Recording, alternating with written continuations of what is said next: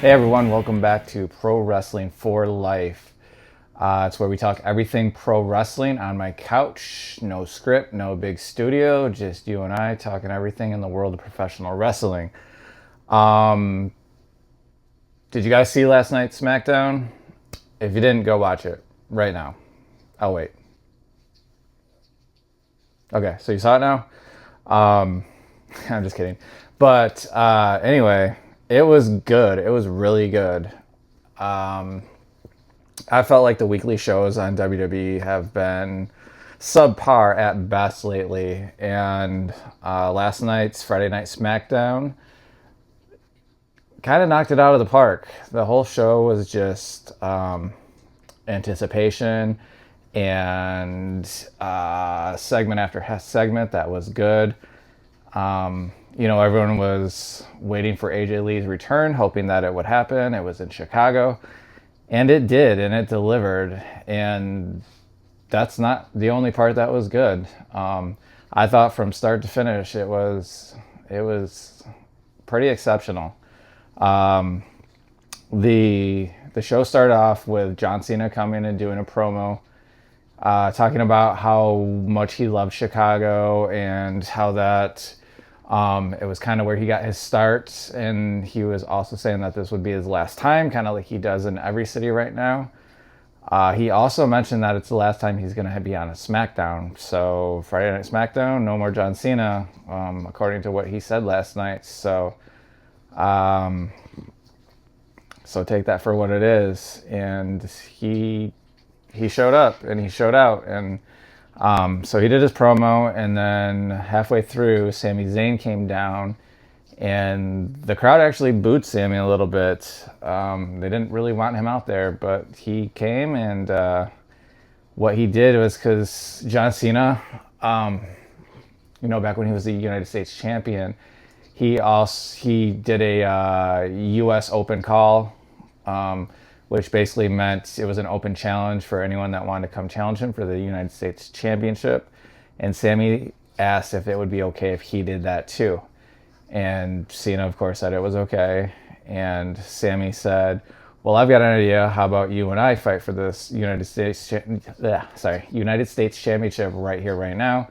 And Cena accepted, and they proceeded to have a match right there.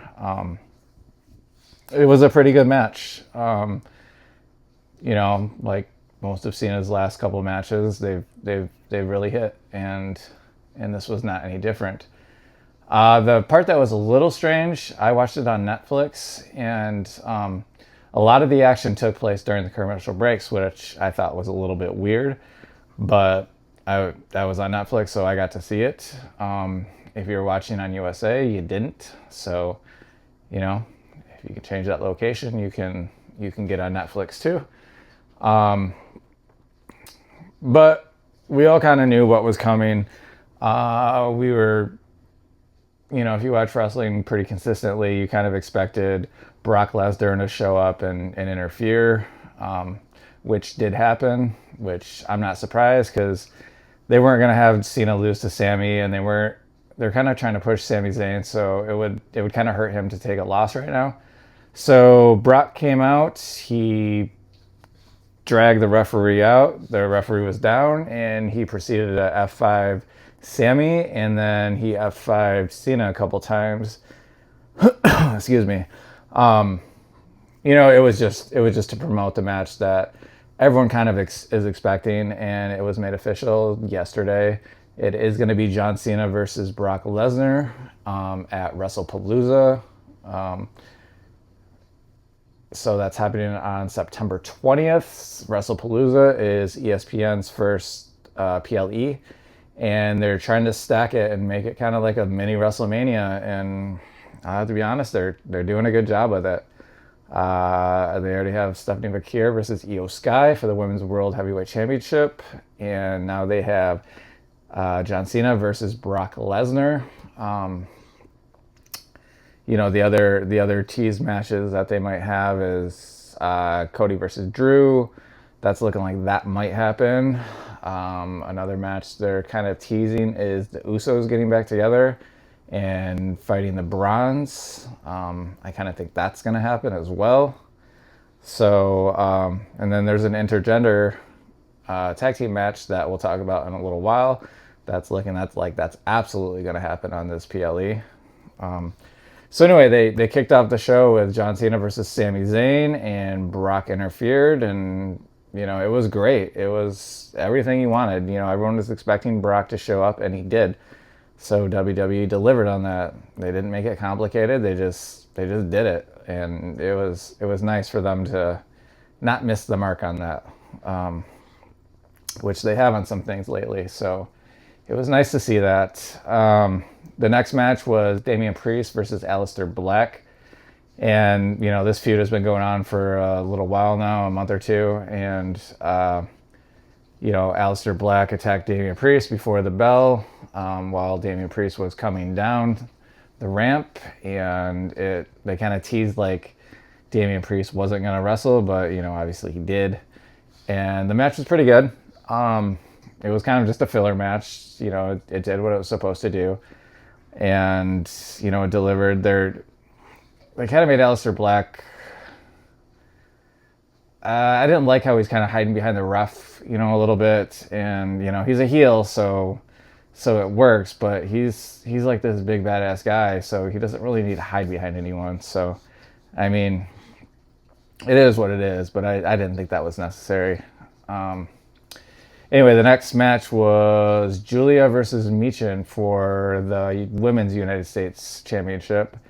And this match was okay. It was, probably the low point of the night. But, they can't all be home runs. Everyone can't be an all-star. But it was nice to see Julia actually wrestle. They kind of have this feud going with Mia Yim or Michin, whatever you want to call her, after last week when Kiana James and Michin had their match that lasted 4 seconds or whatever it was. So they've been kind of beating down Michin a little bit and hopefully trying to build Julia up because they haven't really done much with her at all. And Kiana James came out there and interfered, and then at the end, Julia actually ended up winning, so there was no title change. And then they kind of did a little beat down on her again, which is fine. They're just kind of building this feud up a little bit each week. And, it was okay. It was fine. And then came, the main event. It wasn't even a match. The main event wasn't a match, but they were in Chicago, and CM Punk has been getting kind of in these altercations with Becky Lynch, and she's been slapping him around, and he says he refuses to hit a woman, which is 100% agreed. And then, so Seth Rollins kind of introduced Becky Lynch, and he was up in the skybox, and CM Punk came down, and Becky came down, and they kind of just repeated what happened on Monday night, where Becky's kind of being an antagonist and slapping him around again, and saying all the Chicago teams suck and doing all the heel things that heels do. And, she's pretty good at it. And this is when CM Punk got out of the ring and was saying, hey, I'll never put my hands on a lady. And then he proceeded to say, well, I know someone who will. And everyone is kind of, who's going to come out, and it was in Chicago. That's where AJ Lee and CM Punk live, so that's what everyone wanted. And a little bit before that, CM Punk was, saying, do you think I don't have people that I can call upon? And he was like saying, I can call upon my sister, I think he said first, and then he's like, well, what about Bayley? I can call Bayley and she'll help me out. And then he said, what about the Eradicator, referring to Rhea Ripley. And that's kind of been the swerve that's been going on since Clash in Paris. They're kind of like teasing AJ Lee and teasing Rhea Ripley all at the same time. And everyone cheered Rhea Ripley, but they're like, that's not what we want. There was an energy and a vibe that, was like, we like her, but that's not who we want. And then, AJ Lee's music hit and the crowd went nuts. And as well they should. It was a big return. She's been gone for 10 years. So a lot of these female wrestlers really looked up to her and kind of idolized her and wanted to be like her. So it was a big deal for them, and it was a big deal for the crowd. And honestly, it was a great moment.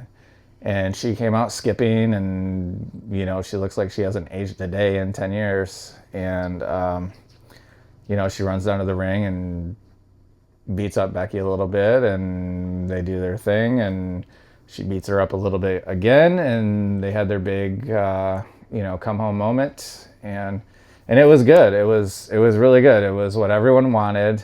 And WWE could have screwed this up, and they didn't, and they just kept it simple, and they just gave everyone a moment that they wanted, kind of like what they didn't do with Dominic and AJ.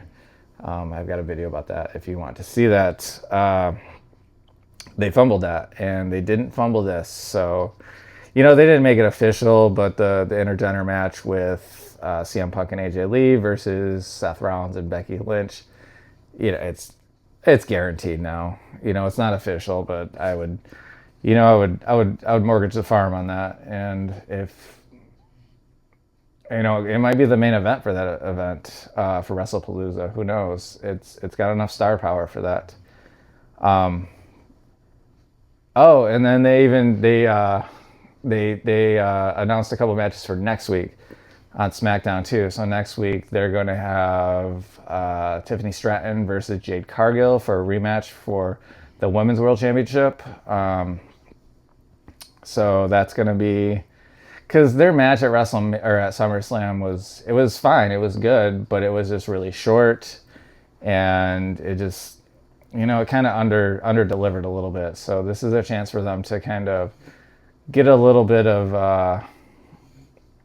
recognition. That's not really retribution. I don't know if that's the word either. Sorry, I'm drawing a blank on what the right word is, but they're looking to have a little bit of a better performance than they had at SummerSlam.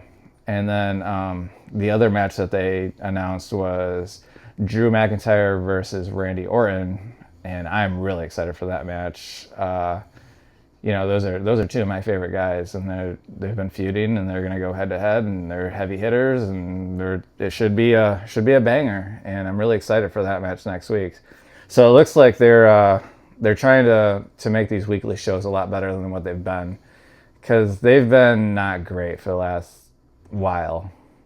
This is the best Friday Night Smackdown that I've seen in a very long time, and I'm excited that they're putting a little more effort into these weekly shows, and I'm pretty excited for Raw to see what's going to happen. So, AJ Lee changes the landscape, and it makes a lot of matches possible that weren't possible before. There's Roxanne Perez, who idolized her, who would be a great match for.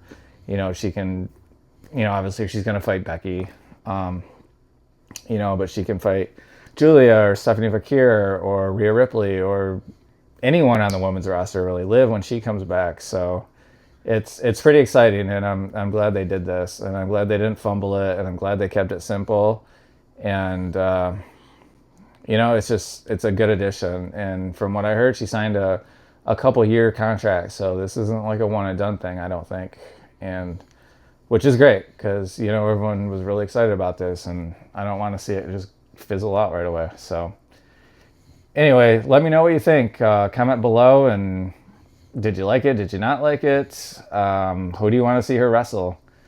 What do you think about WrestlePalooza? Whatever you want to talk about, I'll comment back to you, and we can talk about it a little bit. Also, if you haven't subscribed, please do so. That helps out this channel a lot. It's very new, and it doesn't have very many subscribers, so please help remedy that. And thanks for watching, and I will see you later. Bye.